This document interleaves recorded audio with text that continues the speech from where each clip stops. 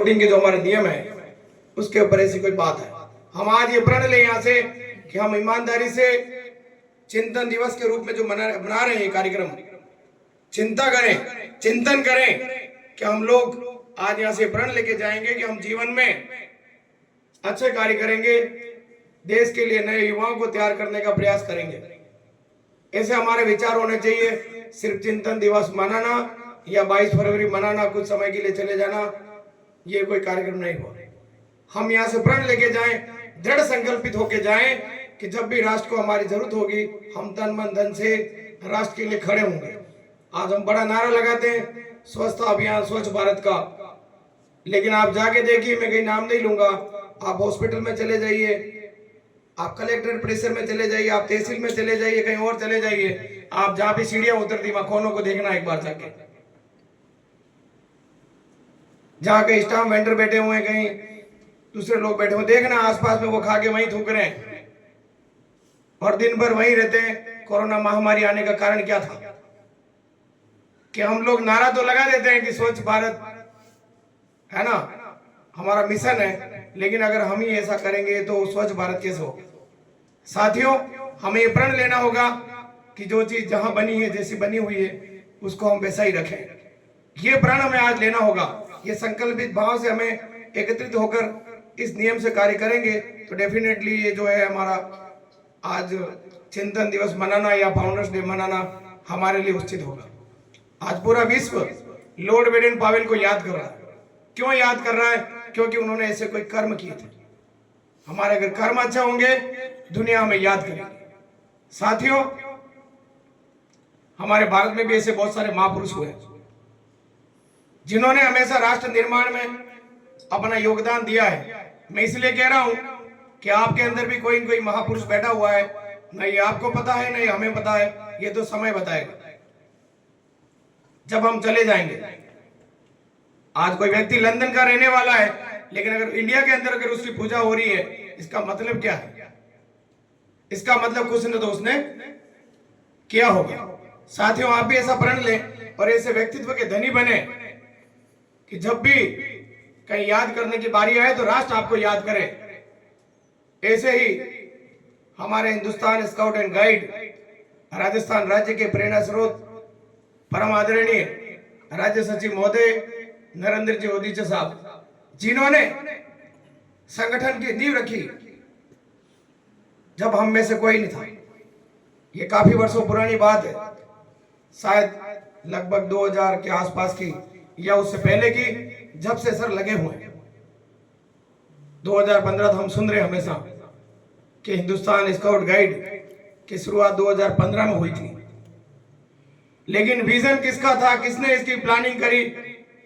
हम अभी यहाँ लाके एक बार पेड़ तो बो देंगे कि आज ये पेड़ बोया गया, लेकिन इससे पहले ये खड्डा किसने खोदा था, ये पौधा कौन लेके आया था, यहाँ पर इस पौधे को आगे बढ़ाने की जिम्मेदारी किसने ली थी, इसके पानी की व्यवस्था की जिम्मेदारी किसने ली थी? That is most important. साथियों, उस समय विकट परिस्थितियों में राज्य सचिव महोदय ने बीड़ा उठाया और इस संगठन के साथ लग गए, और आज जिसके साथ हम सभी फलीभूत हो रहे हैं। मैडम साथ में रमा जी जैन, जो सर के साथ उस समय कंधे से कंधा मिलाकर खड़े रहे, आज भी हमारे साथी हैं। साथियों, ये वो संघर्ष का दौर रहा। आज लगभग 10 वर्ष हो गए संगठन को मान्यता मिले। उसके बाद कैसी भी दिक्कत आती है, कैसी भी प्रॉब्लम होती है, सर हमेशा खड़े रहते हैं। ये उस वट वृक्ष की तरह, उस तने की तरह खड़े हैं कि कई आंधियां आती है, कई तूफान आते हैं, और एक तने का और वट वृक्ष का कोई कुछ नहीं बिगाड़ सकता। ये आप भी भली बात जानते और मैं भी जानती हूँ। साथियों, इसी तरह हमें भी इनसे प्रेरणा लेनी है कि हम भी इसी संगठन के वो योद्धा हैं, वो सैनिक हैं, कि हम भी तन मन धन से संगठन में डेडिकेशन के साथ, समर्पित भाव के साथ कार्य करेंगे। ये हम सभी का उद्देश्य होना चाहिए। साथियों, वैसे तो मैं ज्यादा कुछ कहना नहीं चाहूंगा क्योंकि समय शायद ज्यादा हो रहा होगा, लेकिन फिर भी कहना जरूरी है क्योंकि मौका नहीं मिलेगा।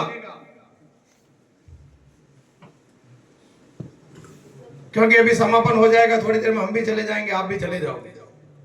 साथ में हमारे जो राजस्थान की एक नौजवान युवा पीढ़ी आप सभी के सामने बैठी हुई है, अभी राज्य सचिव महोदय ने जैसा बताया, तो आप भी इसी तरह इस नींव का हिस्सा बने, आप भी नींव के पत्थर बने, क्योंकि आपकी भी शुरुआत अच्छी होगी तो फल अच्छे लगेंगे। जैसा बीज हम बोएंगे वैसे ही जो है उस पेड़ के फल लगेंगे। साथियों, आप सभी भी ऐसा प्रण लें। पैसिफिक यूनिवर्सिटी से हमारा बड़ा पुराना नाता है, जब भी मौका मिलता है हम इधर हमेशा शिविर के लिए आते हैं। अभी भी हमारा शिविर यहाँ लग रहा है, और जब 2016 से स्काउटिंग की ये यहाँ पर जो हमने नींव रखी थी आज भी चल रही है, और आज आप सभी को यूनिफॉर्म में देखकर बड़ा अच्छा लग रहा है कि सिर्फ आप ये यूनिफॉर्म धारण नहीं करें, ये वर्ष पर्यंत और आगे भी इस यूनिफॉर्म को, जैसी आज आपकी इस यूनिफॉर्म की प्रेस दिख रही है वैसी आपकी दिखनी चाहिए। और जो भी स्काउटिंग की एक्टिविटी होती है उसमें आप भाग लेंगे, तब जाके इस यूनिफॉर्म की सार्थकता सिद्ध होगी। बाकी वर्दीधारी तो बहुत सारे हैं, कोई मतलब नहीं है। सिर्फ वर्दी पहनना हमारा उद्देश्य नहीं है, इस वर्दी के पीछे का लॉजिक क्या है, इस वर्दी के पीछे का विचार क्या है, ये हमें ध्यान रखना होगा।